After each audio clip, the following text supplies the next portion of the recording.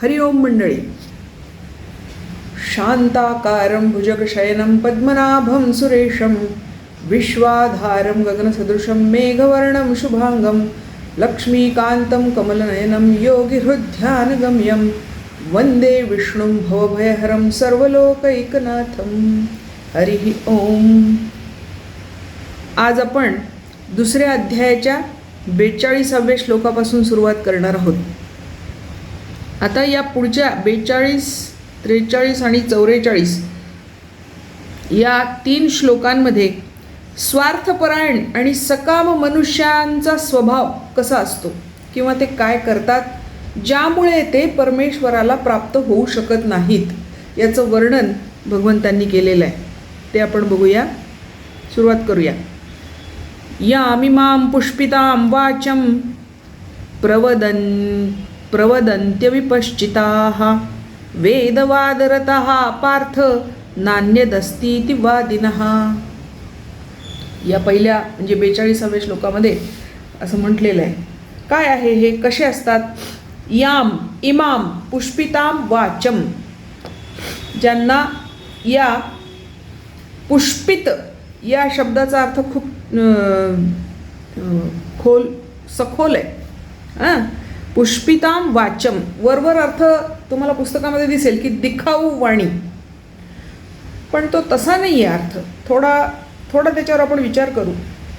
पुष्पिता म्हणजे काय, तर भोग आणि ऐश्वर्यांचं वर्णन करणारी वाणी. मग कसं वर्णन करते ही? पाना फुलांप्रमाणे सुशोभित असते, म्हणजे अतिशय सुंदर वाणी असते, पण ती नष्ट होणारी आहे. भोग आणि ऐश्वर्य हे स्वतःच नष्ट होणारे आहेत आणि त्यांचं वर्णन करणारी वाणीसुद्धा त्यांच्याबरोबरच नष्ट होणारी आहे. म्हणजे अमुक एका ठिकाणी जेवण छान मिळतं याचं इतकं छान रसभरीत वर्णन करून सांगतील कोणी तुम्हाला, पण तुम्ही तिथे जाऊन जेवून आल्यानंतर त्या ज्यांनी तुम्हाला ते सगळं सांगितलं आहे त्याची वाणीही नष्ट होते, म्हणजे त्याचं महत्त्व कमी होऊन जातं. आणि तुम्ही तिथून जेवून आल्यानंतर ते जे काय त्या सुख उपभोगांचं वर्णन केलेलं आहे ते तुम्ही भोगलेलं असल्यामुळे त्याचंही महत्त्व नष्ट होऊन जातं. म्हणजे ज्या ज्या गोष्टी विनाशी आहेत, नष्ट होणाऱ्या आहेत, त्याचं वर्णन करणारी वाणी ही सुंदर असते पण नाशिवंत असते. कारण ती ज्याचं वर्णन करते ती गोष्टसुद्धा नाशिवंत असते. म्हणून यामिमा पुष्पितां वाचं प्रवदन्ति अविपश्चिताः. अविपश्चित या शब्दाचा अर्थ आहे अविवेकी. अविवेकी लोक जेव्हा या नाशिवंत भोग ऐश्वर्याचं वर्णन करतात तेव्हा त्यांची ते वर्णन करणारी ती वाणी आणि ते भोग ऐश्वर्य हे नष्ट होणारं असतं. वेदवादरतः पार्थ न अन्यद अस्ति इति वादिनः. जे वेदवादरत आहेत म्हणजे वेदांनी जे सांगितलं तसेच वेदोक्त कर्म करणारे असे जे लोक असतात त्यांना वेदवादरत असं म्हणतात. वेदोक्त कर्म करणारे जे असे लोक असतात पार्था, न अन्यद अस्ति वादिनः, त्यांच्यासाठी दुसरा काही मार्ग नसतो. म्हणजेच काय, तर वेदांनी सांगितलेले फळ, कर्मफळ त्यांना मिळतं. म्हणजेच काय, जर तुम्ही पुण्य केलं तर स्वर्गप्राप्ती होईल, पाप केलं तर नरकप्राप्ती होईल. मग वेदांनी जे सांगितलं आहे त्याप्रमाणे पुण्यकर्म तुम्ही केलं तर तुम्हाला स्वर्गप्राप्ती होईल. पण स्वर्गसुद्धा असा आहे की ज्यावेळी तुमचं पुण्य संपेल त्यावेळी तुम्हाला पुन्हा जन्म घ्यावा लागतो. तुम्हाला पुण्य संपल्यानंतर स्वर्गामध्ये राहता येत नाही. जेवढ्या दिवसांचं बिल भरलं आहे हॉटेलचं तेवढेच दिवस तुम्हाला तिथे राहता येतं, नाहीतर चेकआउट करावं लागतं. तसंच स्वर्गाचं आहे. तिकीट मिळतं, ते जितक्या दिवसांचं मिळालेलं आहे विजा तितक्या दिवस तुम्हाला तिथे राहता येतं. एकदा विजा संपला की चलो वापस या, पुन्हा पृथ्वीवर जन्म घ्या आणि तुमच्या कर्माची फळं तुम्ही भोगा, असं ते असतं. वेदवादरतः पार्थ न अन्य अस्ति इति वादिनः. सगळेजण असं सांगतात की त्यांना दुसरा कुठलाही मार्ग नाही. एक तर स्वर्गात जा, नाही तर नरकात जा. पण दोन्हीकडेही कुठेही स्वर्गात गेलं तरी आणि नरकात गेलं तरी एकदा तुमचा तिथला भोग संपला की तुम्हाला परत जन्म घ्यावा लागतो. असे हे सकाम म्हणजे मनात इच्छा ठेवून कर्म करणारे लोक जे असतात त्यांचा स्वभाव असा असतो. काम आत्मनः स्वर्गपरः जन्म कर्म फलप्रदाम क्रिया विशेष बहुलाम भोग ऐश्वर्य गतिम प्रती. कारण त्यांच्या मनामध्ये ते कामात्म असतात. कामात्मनः आत्म्यामध्ये अनेक इच्छा असतात. त्यांच्या मनामध्ये अनेक इच्छा असतात. कशा? स्वर्गपरः, स्वर्गप्राप्तीच्या, म्हणजे पुण्यकर्म करायचं आणि स्वर्ग प्राप्त करून घ्यायचं अशी त्यांची इच्छा असते. जन्म कर्म फलप्रदाम, आणि त्यांना मग कर्मफळाप्रमाणे कर्मांचं फळ देणारे जन्म प्राप्त होतात. जे कर्म ते आत्ता करतील त्यानुसार त्या कर्मांचं फळ देणारे जन्म त्यांना प्राप्त होतात. क्रिया विशेष बहुलाम, त्याच्यासाठी ते विशिष्ट क्रिया करतात. म्हणजे यज्ञ याग दान पुण्य वगैरे या सगळ्या विशिष्ट क्रिया ते करतात. आणि भोग ऐश्वर्य गतिम प्रती, कशासाठी? तर भोग आणि ऐश्वर्य आम्हाला प्राप्त व्हावेत याच्यासाठी मनामध्ये इच्छा ठेवून, कामात्मनः चित्तामध्ये अनेक इच्छा ठेवून ते स्वर्ग वगैरे इत्यादी भोग ऐश्वर्य प्राप्तीची इच्छा करूनच कर्म करतात. भोगैश्वर्य प्रसक्तानां तया अपहृत चेतसाम व्यवसायात्मिका बुद्धिः समाधौ न विधीयते. मागच्या श्लोकामध्ये आपण व्यवसायात्मिक बुद्धी आणि अव्यवसायात्मिक बुद्धी यांचा विचार आपण केलेला आहे. आणि त्याप्रमाणे भोग ऐश्वर्य प्रसक्तानां, भोग आणि ऐश्वर्यामध्ये अडकलेल्या लोकांच्या बाबतीमध्ये, भोग ऐश्वर्य म्हणजे काय? तर भोग, संग्रह, मान, प्रतिष्ठा, आराम याची आसक्ती असणारे, जोपर्यंत या आसक्तीमधून ते बाहेर पडत नाहीत तोपर्यंत व्यवसायात्मिका बुद्धीही समाधौ, समाधी प्राप्त करून देणारी व्यवसायात्मिक एकबुद्धी, परमात्म प्राप्तीची एकच बुद्धी जी त्यांना व्हायला पाहिजे ती त्यांची होत नाही. कारण काय?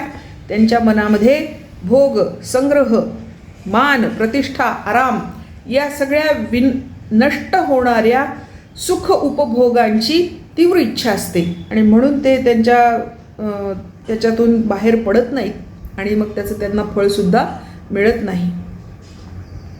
याला ज्ञानदेवी काय म्हणते बघा. जैसा कर्पुराचा राशी कीजे मग अग्नी लावणी दीजे कामिष्टांनी संचर विजे काळकुट. त्यांची ही जी कर्म असतात त्याचं वर्णन ज्ञानेश्वरांनी केलं आहे. सकाम माणसांची कर्म कशी असतात? जैसा कर्पुराचा राशी कीजे, कापराची रास करावी आणि मग अग्नी लावणी दीजे, त्याला आग लावून द्यावी, त्याला अग्नीच्या संपर्कात आणावं. काय होईल? जळून जाईल. आपण म्हणतो ना, काय कापरासारखा जळून गेला, म्हणजे आत्ता होता आत्ता नाही अशी त्याची अवस्था होते त्या भोगांची. का मिष्टांनी संचर विजे काळकूट, किंवा मिष्टान्न केलंय छान आणि त्याच्यामध्ये कालकूट म्हणजे विष मिसळलं, काय होईल? ते शेवटी आपल्याला विनाशाकडेच घेऊन जाईल. तसे हे कर्मभोग, कर्मफळं माणसाला विनाशाकडे घेऊन जातात. दैवे अमृतकुंभ जोडला तो पाये हणोनी उलंडिला. पुढचा दृष्टांत, आणखी एक दृष्टांत दिलाय. दैवे अमृतकुंभ जोडला, सुदैवानी अमृताचा कुंभच हाती आला. तो पाये हणोनी उलंडिला, त्याला लाथ मारून सांडून दिला. तैसा अनासिती धर्मू निपजला हेतुकपणे. त्याप्रमाणे स्वतःला प्राप्त झालेला धर्म हे लोक आपल्या हेतुकपणे आपल्या स्वार्थासाठी सोडून देतात. धर्म सोडून देतात आणि अधर्माची वाट धरतात. अमृतकुंभ हातात आहे तो सोडून दिला, आणि चिंतामणी मिळवण्यासाठी चालले धडपडत. तशी या सकाम कर्म करणाऱ्या माणसांची, म्हणजे आपल्यासारख्या माझ्यासारख्या सर्वसामान्य माणसांची परिस्थिती असते किंवा स्वभाव असतो. आणखी एक दृष्टांत पुढे दिलाय.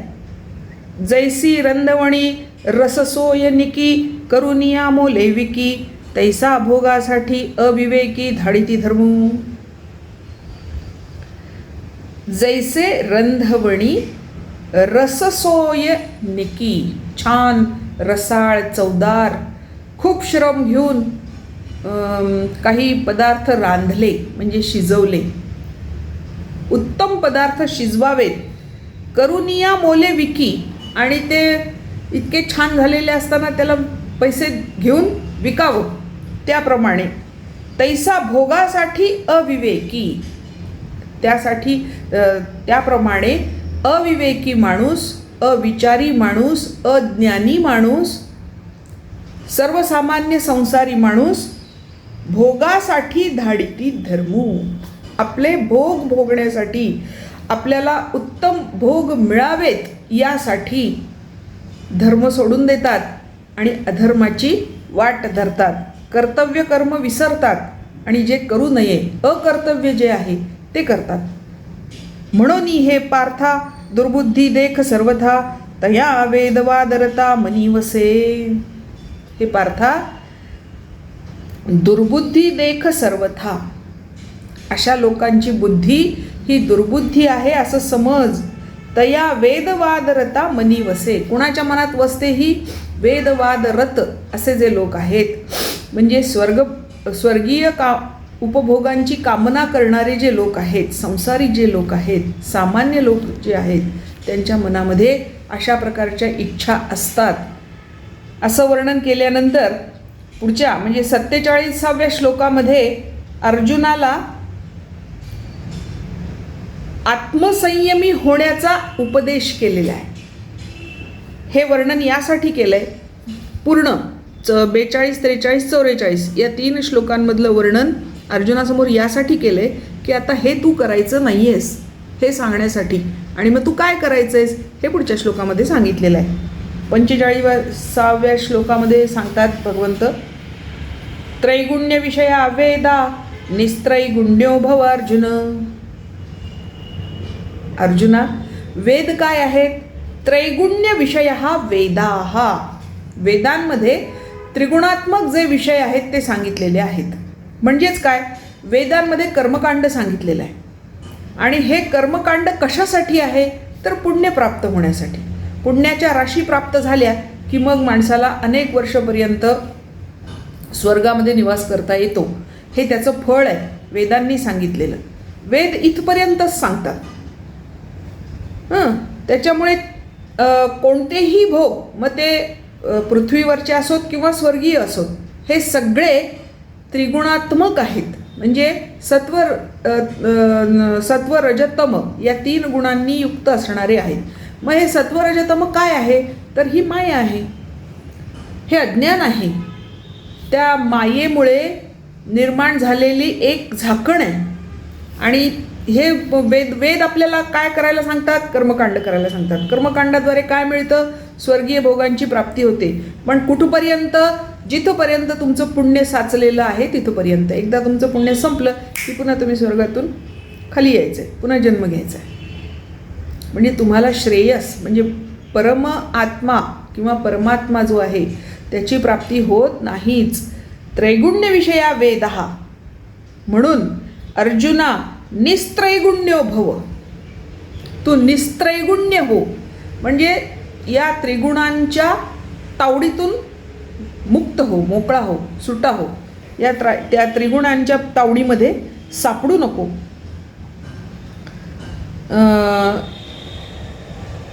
निस्त्रैगुण्य म्हणजे काय तर त्रिगुणांचे कार्य असणाऱ्या संसाराच्या इच्छेचा त्याग करणारा म्हणजे असंसारी हो.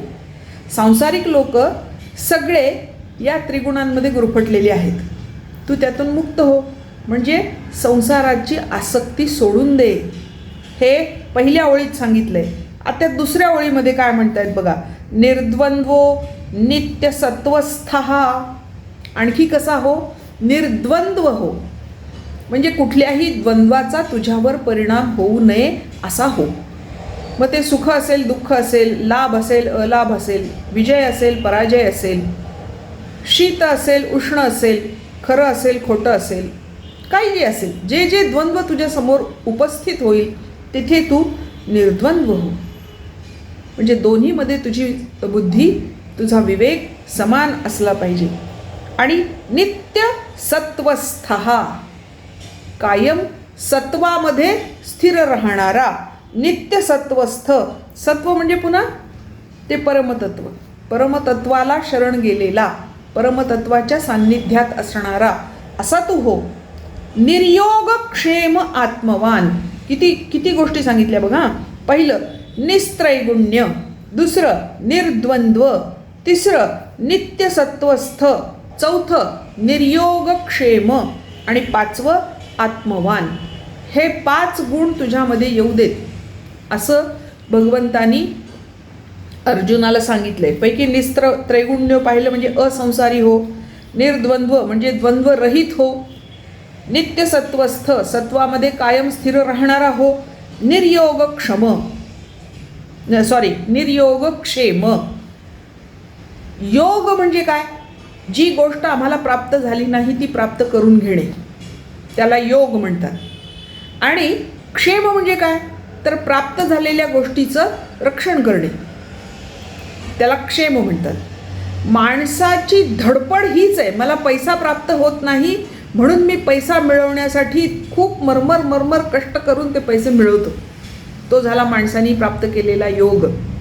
आणि मग तो मिळालेला पैसा चोरांच्या हाती जाऊ नये, टॅक्समध्ये खर्च होऊ नये, अतिरिक्त खर्च होऊ नये, अमकं होऊ नये, डंक होऊ नये, म्हणून त्याचं रक्षण करायसाठी मग बचत कर, LIC कर, कर्ज काढ, काय असेल ते, या पद्धतीने ते पैसे आपण रक्षण करण्याचा प्रयत्न करतो. हा योगक्षेम झाला सर्वसामान्य माणसांचा. योगीजनांचा योगक्षेम काय आहे? योग्यांना काय प्राप्त करायचं आहे? परमात्म्याला प्राप्त करायचं आहे. त्याच्यासाठी ते धडपड नाही करत, त्याच्यासाठी ते साधना करतात. साधनेच्या मार्गाने परमेश्वराला प्राप्त करून घेण्याचा प्रयत्न करतात. आणि एकदा तो प्राप्त झाला की मग ते तिथेच राहतात. तर ह्या 2 गोष्टी आपल्याला लक्षात आल्या पाहिजे की सर्वसामान्य माणसाचा योगक्षेम हा नाशिवंत आहे, त्रिगुणात्मक आहे, मायामय आहे, मायेचा पगडा त्याच्यावर आहे. पण योगी लोकांचा योगक्षेम हा मायारहित आहे, मोहरहित आहे, आसक्तीरहित आहे, संसारापासून वेगळा आहे. तर म्हणून त्याला अर्जुनाला म्हटलंय त्यांनी की तू निर्योगक्षेम हो. मग तुला योगक्षेमाची गरजच नाही ना, मी तर तुला प्राप्तच आहे आणि सांसारिक सुख तुला प्राप्त करायचीच नाही आहेत. मग तुला योगक्षेमाचं एवढी आसक्ती का? ती सोडून दे आणि आत्मवान हो.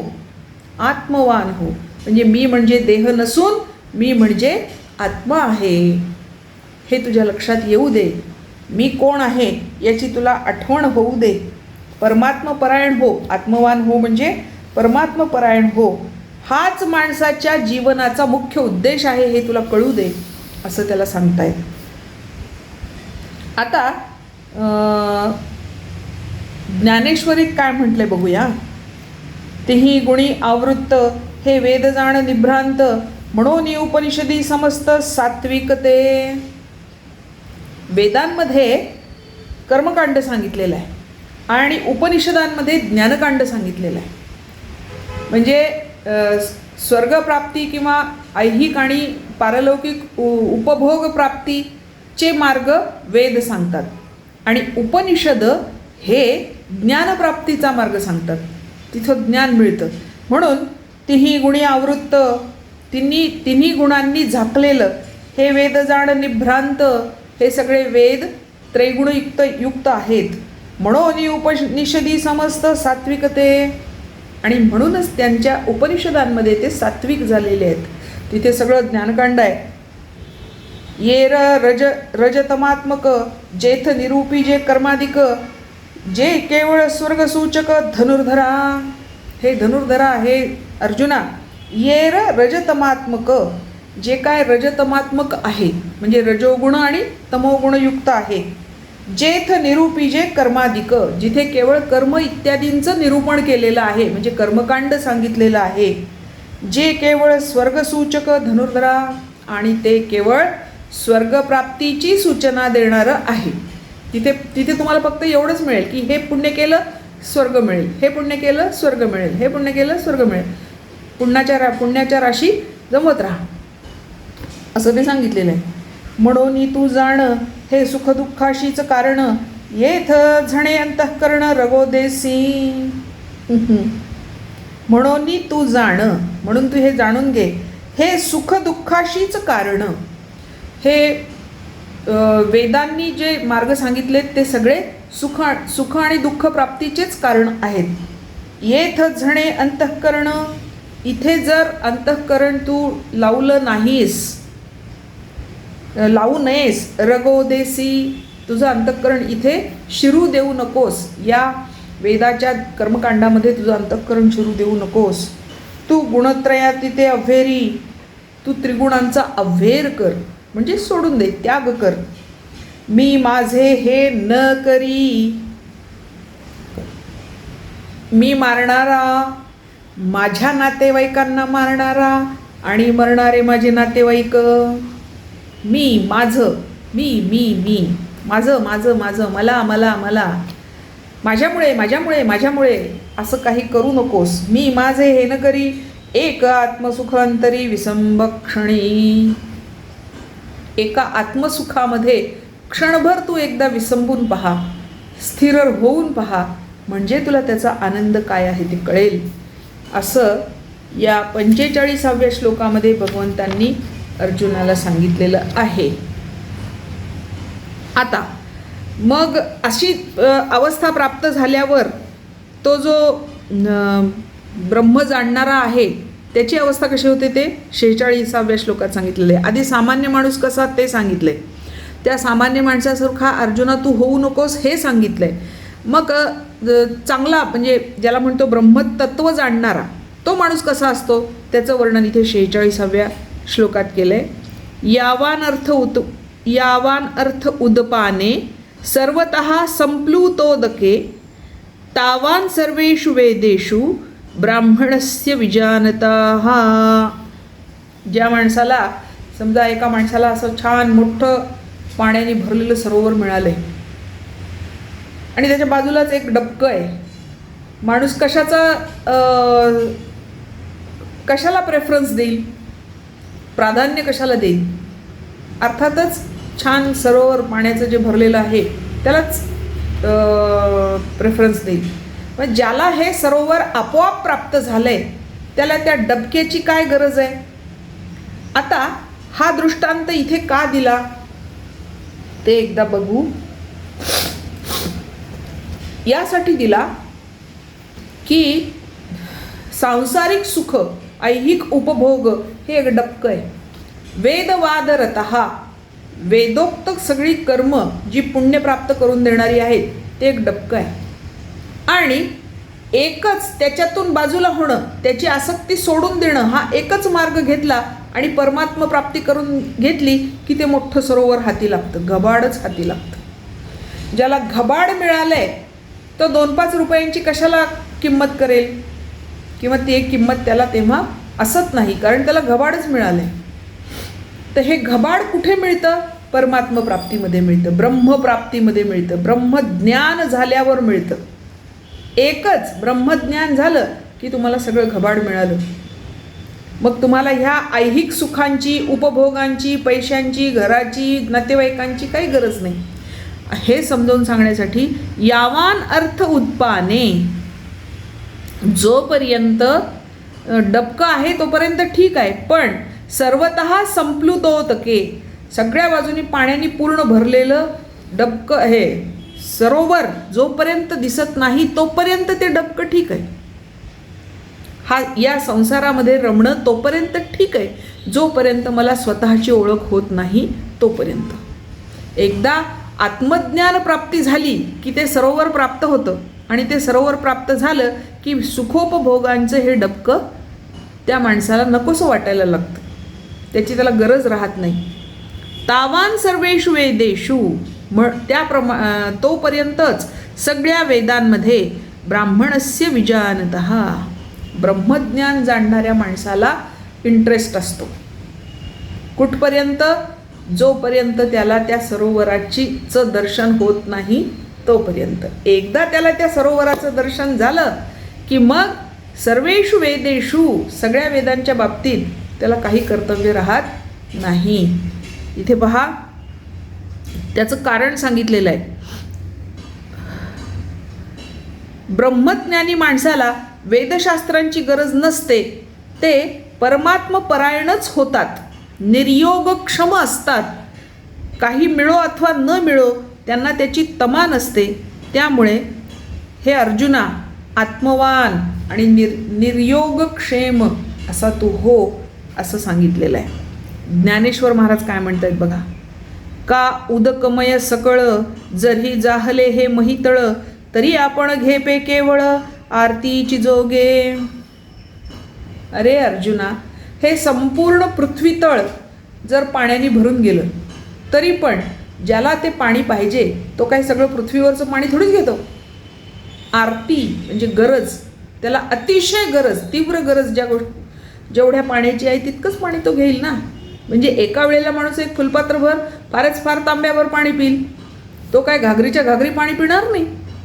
त्याला जितकी तहान आहे तितकंच तो घेईल.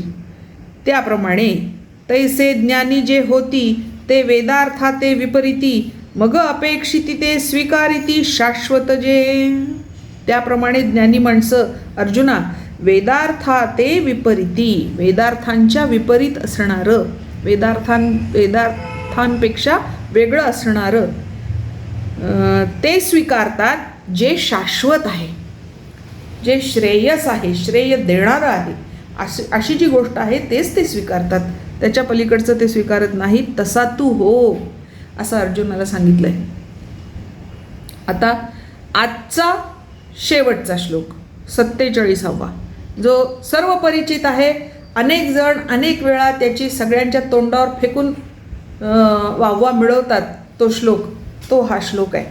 कर्मण्येवाधिकारस्ते मा फलेषु कदाचन, मा कर्मफल हेतुर्भूः, मा ते संगः अस्तु अकर्मणी. हे शेवटचं चरण महत्त्वाचं. मा ते संगः अस्तु अकर्मणी. अर्जुनाला अकर्माच्या बाबतीत परावृत्त करण्याचा प्रयत्न इथे केलेला आहे. त्याला स्पष्ट सांगितलंय की अर्जुना, तू अकर्माचा संग तुझ्या मनात कधीही निर्माण होऊ नये. तू अकर्म या गोष्टीकडे कधीही वळू नयेस असं सांगितलंय. का? त्याचं कारण वरच्या ओळीत आहे. कर्मणी वा अधिकारः ते म्हणजे तुझा अधिकार कुठपर्यंत? कर्मणी, कर्म करेपर्यंत एवढाच तुझा अधिकार आहे. कारण माणूस कर्माशिवाय राहूच शकत नाही. तुम्ही गाढ झोपलेले असता, तुम्ही म्हणता तेव्हा आम्ही काय करतो? काहीच तर करत नाही, पडेल असतो एखाद्या मृत माणसासारखी. पण तसं नाही आहे. तुम्ही जरी पडेल असता तरी तुमचा देह कर्म करत असतो ना. तो श्वास घेत असतो, रक्ताभिसरण चालू असतं, पोटामध्ये अन्नपचनाची क्रिया चालू असते, श्वासाच्या द्वारे सगळीकडे ऑक्सिजन पुरवण्याचं काम चालू असतं, विचार चालू असतात. तुम्ही जरी निद्रितावस्थेत असले तरी मेंदू काम करत असतो. म्हणजे तुम्ही झोपेत सुद्धा बिनकर्माचं राहू शकत नाही, जागेपणी तर नाहीच नाही. श्वास घेणं, डोळ्यांची उघडझाप, कानांनी ऐकणं, नाकानी वास घेणं, मुखानी चव घेणं, त्वचेनी स्पर्श करणं आणि इतर सगळी कर्म करणं हे तुमचं चालूच असतं. खाणं पिणं, उठणं झोपणं, जाणं, नोकरी करणं, लिहिणं वाचणं, विचार करणं, बोलणं हे सगळं चालू असतं. त्याच्यामुळे कर्मणी वा अधिकार ते तुझा अधिकार कुठपर्यंत? तुला स्वातंत्र्य कुठपर्यंत? कर्म करण्या इथपर्यंतच तुला स्वातंत्र्य आहे. मा ते फलेषु कदाचन, तुझा अधिकार फळप्राप्तीमध्ये नाही. अमुक एका गोष्टीचं मला असंच फळ मिळावं हे सांगायचा अधिकार तुला नाही. तू जे काय कर्म केलं असशील त्याचं जे काय फळ मिळायचं आहे ते तुझ्या कर्मानुसार तुला मिळेलच. प्रत्येक कर्माचं फळ मिळणारच. भलेही ते चांगलं असो किंवा वाईट असो, तुम्ही कोणतंही कर्म केलं की त्याचं फळ तुम्हाला मिळणारच. फळ त्याला चिकटलेलंच आहे. जसा शब्दाला अर्थ चिकटलेला असतो त्याप्रमाणे कर्माला फळ चिकटलेलंच आहे. पण ते फळ मिळवण्याचा अधिकार तुमचा नाही. तुमचा अधिकार फक्त कर्म करण्यापुरताच आहे अर्जुना. म्हणून मा कर्मफल हेतुहु भूहु. म्हणून तू कर्मफळ मिळेल याची अपेक्षा ठेवू नयेस. त्याच्यामध्ये अडकून जाऊ नयेस. जो कर्मफळामध्ये अडकला तो कर्मबंधनामध्ये अडकला. म्हणजे पुढचा जन्म त्याचा नक्की झाला. माणूस आपल्या हाताने आपला पुढचा जन्म नक्की करतो आणि त्याला कळत पण नाही. आणि वर देवाला म्हणतो, देवा बस झाले रे बाबा, आता कोणी जन्म नको बरं. देव म्हणतो, माझ्या कुठे हातात आहे? मी तुला कर्माचं स्वातंत्र्य दिलं आहे. कर्म कर, बघू पुढे काय होईल. तुला जन्म मिळेल का नाही मिळेल हे तूच ठरवणार आहेस. तुझे आहे तुझं पाशी, परंतु जागा चुकल अशी. स्वार्थासाठी काम कराल, पुन्हा इथे याल. परमार्थासाठीच जगाल कायम. त्या पुढच्या श्लोकांमध्ये एक खूप छान आहे. तुम्हाला पहा, जन्म मिळतो आईवडिलांकडून, म्हणजे देह. सध्या जो प्राप्त देह आहे तो तुमचे आईवडील तुम्हाला देतात. त्या देहाला ज्ञान देण्याचं काम तुमचे गुरुजन करतात. शिक्षण घेतल्याशिवाय ते तर तुम्हाला मिळतच नाही. त्या देहावर जे कपडे तुम्ही घालता ते त्याच्यामध्ये सुद्धा समाजातले अनेक घटक कार्यरत असतात. पहिल्यांदा तर शेतात कापूस निर्माण होईल, नंतर तो त्याचे पेळू होतील, मग त्याचे धागे निघतील, मग त्याचे कपडे होतील, मग तो कपडा तुम्ही कोणाकडून तरी शिवून घ्याल आणि मग घालाल. तसंच तुमची प्रत्येक गोष्ट, चष्मा असेल, घड्याळ असेल, तुमचे अलंकार असतील, तुमच्या पायातली चप्पल असेल, काहीही कोणतीही गोष्ट घ्या, देहाशी संबंधित कोणतीही गोष्ट तुम्ही स्वतः केलेली नाही, ती तुम्हाला समाजातल्या वेगवेगळ्या घटकांकडून मिळालेली आहे. म्हणजे ती कुणाची आहे? ती या पंचमहाभूतांनी युक्त आहे, त्रिगुणांनी युक्त आहे आणि ती समाजाच्या मालकीची आहे. देहापासून सगळं. हे ज्या दिवशी मला कळेल त्या दिवशी त्या देहावरची माझी आसक्ती उडाली पाहिजे. मग कर्मणी वा अधिकारः ते मा फलेषु कदाचन मा कर्मफल हेतुर्भुः मा ते संगः अस्तु अकर्मणी. कर्मफळाच्या तू मागे लागू नकोस असं मी सांगितलं, म्हणून तू कर्मच सोडून देऊ नयेस. कर्म करायचं सोडून देऊ नयेस. कर्म करायचं सोडून देणे म्हणजे कर्तव्य कर्म करणं सोडून देणं. जसं अर्जुनाने आत्ता केलं. युद्ध हे त्याचं कर्तव्य कर्म आहे आणि तो ते करत नाही आहे. आणि म्हणून इथे मुद्दाम त्याला हे सांगितलंय की माते संगः अस्तु अकर्मणी. हा श्लोक म्हणजे कर्मयोगाची व्याख्या आहे. लक्षात ठेवा, कर्मयोग काय आहे हे एका श्लोकात सांगितलेलं आहे. कर्मणी वा अधिकारः ते, तुझा अधिकार फक्त कर्मापर्यंत आहे. मा फलेषु कदाचन, फळाची कधीही इच्छा करायची नाही. कारण मा कर्मफल हेतुर्भुः, कर्माच्या फळाचा ची आसक्ती तुझ्यामध्ये निर्माण होऊ नये.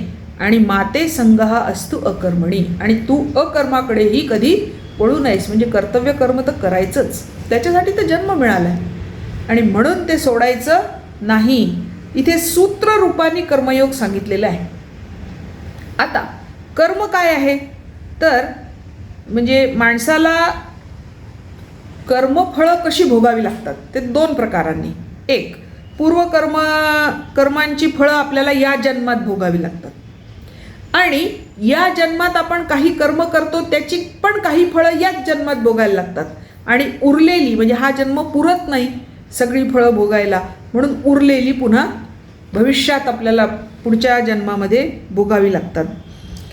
माणसाला स्वातंत्र्य कर्म करण्यापर्यंत फक्त आहे. फळप्राप्तीच्या कामी मात्र तो परतंत्र आहे. परतंत्र आहे म्हणजे कशा आहे, तर कर्मांवर अवलंबून आहे. तुम्ही कर्म कशी कराल तशी फळं तुम्हाला मिळतील. अनेक जण असं म्हणतात की मी या जन्मात कोणाचंही वाईट केलं नाही, मग देवाने माझं वाईट का केलं. तर त्यांनी थोडा विचार करावा की मान्य आहे, या जन्मात तुम्ही कोणाचंही वाईट केलेलं नाही, पण मागच्या कैक जन्मात कैक लोकांचं वाईट केलेलं असेल तर ते कुठे तुम्हाला माहिती आहे. त्याचं हे फळ असू शकतं. त्याच्यामुळे असं सुद्धा आपण म्हणू नये की जाऊ दे आता एवढं करूनही देव माझं काहीच करत नाही, मी आता काहीच करणार नाही, देवाचंही करणार नाही, धर्माचंही करणार नाही, काहीच करणार नाही, जा. ह्याला म्हणतात अकर्मणी संगहा. कर्म न करण्याचा संग तो हा. आपल्याला उत्तम गोष्टी प्राप्त होत, अनुकूल गोष्टी प्राप्त होत किंवा प्रतिकूल गोष्टी प्राप्त होत, कधीही अकर्माचा संग घडता कामा नये. कारण मला जे अनुकूल प्राप्त झालंय ते माझ्या पूर्वजन्मीच्या चांगल्या कर्मांचं फळ आहे.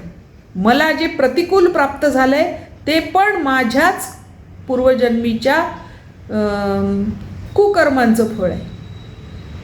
हे ज्या दिवशी मला कळेल त्या दिवशी आम्हाला हेही कळेल की कर्मणी वा अधिकार राहते, माझा अधिकार फक्त कर्मापर्यंत आहे, फळप्राप्तीवर नाही. सुखदुःख होणं हे कर्माचं फळ आहे असं जो म्हणतो तो माणूस अज्ञानी आहे. म्हणजे मी अमुक केलं म्हणून मला सुख मिळालं, मी तमुक केलं म्हणून मला दुःख मिळालं, असं जो पारड्यामध्ये तोलतो कर्म आणि त्याची फळं, तो अज्ञानी. परिस्थितीशी ऐक्य पाहून माणसाने सुख किंवा दुःखी होणं म्हणजे प्रवाह पतित होणं आहे. प्रवाहात पडून माणूस जसा प्रवाह जिकडे जाईल तिकडे वाहत जातो, तसा माणूस सुखामध्ये किंवा दुःखामध्ये वाहत जातो. तो प्रवाह पतित असतो. नेहमी माणसानी सुखाकडे किंवा दुःखाकडे, प्रतिकूल परिस्थितीकडे किंवा अनुकूल परिस्थितीकडे त्याच्या काठावर उभं राहून पाहायला पाहिजे. त्या प्रवाहामध्ये वाहून जाता नाही कामा. जो काठावर उभा राहतो तो बरोबर प्रवाह कुठे चालला हे ओळखतो आणि प्रवाह पतित होत नाही. म्हणून माणसाने स्वतःला कधीही सुखाच्या असेल किंवा दुःखाच्या असेल प्रवाहात वाहून जाऊ देता कामा नये. सिनेमामध्ये कितीतरी लोक रडतात कारण तिथे काहीतरी दुःखी क्रिया चालू असते पडद्यावर, त्या प्रवाहात पडतात आणि त्या प्रवाहात वाहत जातात. त्या दुःखाकडे तीरावर उभं राहून पाहिलं म्हणजे आपलं दुःख त्याच्यापेक्षा कमी आहे हे कळतं आणि मग दुःख पण कमी होतं आपोआप. म्हणून प्रवाहपतित होण्यापासून स्वतःला वाचवणं हाही एक कर्मयोग आहे. कसं तर त्याला एक इथे छान उपाय सांगितलेला आहे. कर्मफल हेतुर्भुः माते संगहा अस्तु अकर्मणीचा उपाय कसं करता येईल हे आम्हाला त्याचा उपाय सांगितलेला आहे. काय पहिला उपाय असा सांगितलेला आहे, परिस्थितीचा सदुपयोग करा म्हणजे मग आपल्याला हे जमेल. मग परिस्थितीचा सदुपयोग म्हणजे काय, तर अनुकूल परिस्थिती जर प्राप्त झाली तर त्या अनुकूल परिस्थितीमध्ये, त्या सुखामध्ये, त्या आनंदामध्ये वाहत न जाता इतरांची सेवा करा. म्हणजे तुम्हाला जे प्राप्त झालंय ते इतरांच्या सेवेत लावा. हा झाला अनुकूल परिस्थितीचा सदुपयोग. आणि प्रतिकूल परिस्थिती तुम्हाला मिळाली तर त्याचा सदुपयोग कसा करायचा, तर त्या परिस्थितीमध्ये सुख उपभोगांच्या इच्छेचा त्याग करा. तेव्हा आम्हाला सुख उपभोगांची इच्छा होता कामा नये. असं जेव्हा होईल तेव्हा आम्ही प्रतिकूल परिस्थितीचा सदुपयोग केला असा अर्थ होतो.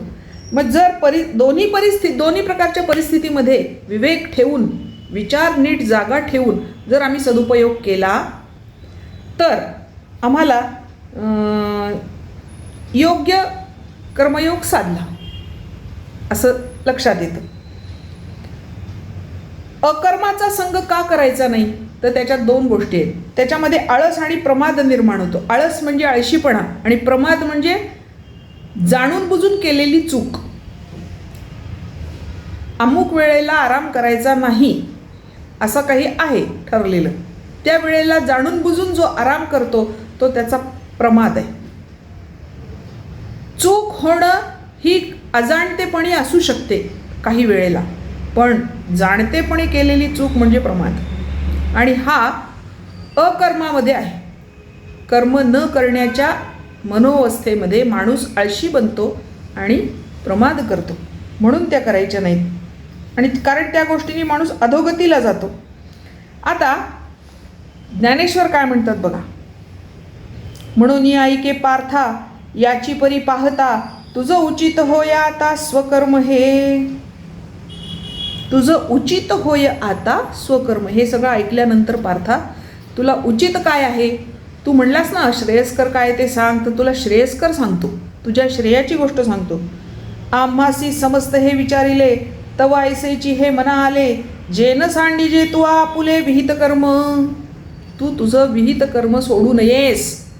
हे या सगळ्यावरचा हा उपाय आहे. आम्ही तुला सांगितला काय, जेन सांडी जे तुवा आपुले विहित कर्म. तुझं कर्तव्य कर्म, तुझं विहित कर्म तू सोडू नयेस. परी कर्मफळी आस न करावी. ते कर्म करत असताना त्याच्याबद्दलची आसक्ती तुला असू नये. आणि कुकर्मी संगती न व्हावी. आणि कुकर्माची संगती तुला होऊ नये. हे सक्रियाची आचरावी हेतुविण. हे सक्रियपणे तू आचरण करावंस. या दोन्ही गोष्टीत तू सक्रिय व्हावंस, याचं प्रत्यक्ष आचरण तू करावंस असं आम्हाला वाटतं. इथे कर्मयोग सूत्ररूपाने सांगून कृष्णाने अर्जुनाला उपदेश केलेला आहे. आज आपण इथे थांबणार आहोत. आजचे जे श्लोक आहेत ते मी वाचणार आहे आणि आज आपण थांबणार आणि बाकीचा भाग आपण उद्या पाहणार आहोत.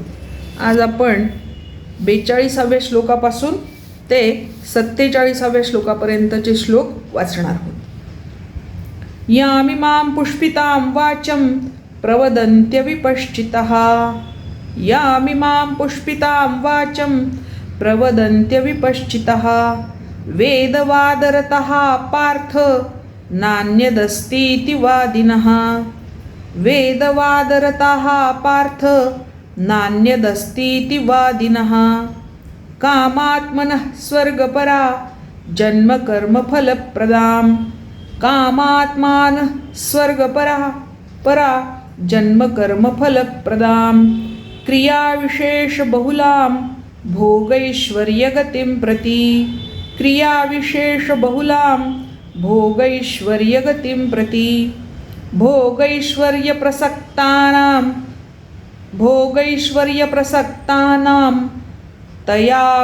तयापहृतचेतसां व्यवसायात्मिका बुद्धिः समाधौ न विधीयते. त्रैगुण्यविषया वेदा निस्त्रैगुण्यो भवार्जुन. निर्द्वन्द्वो नित्यसत्त्वस्थो निर्योगक्षेम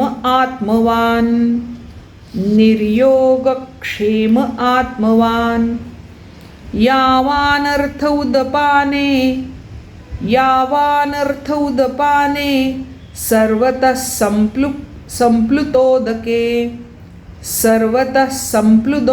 संप्लुतोदके. तावान् सर्वेषु वेदेषु ब्राह्मणस्य विजानतः. कर्मण्येवाधिकारस्ते मा फलेषु कदाचन. मा कर्मफलहेतुर्भूः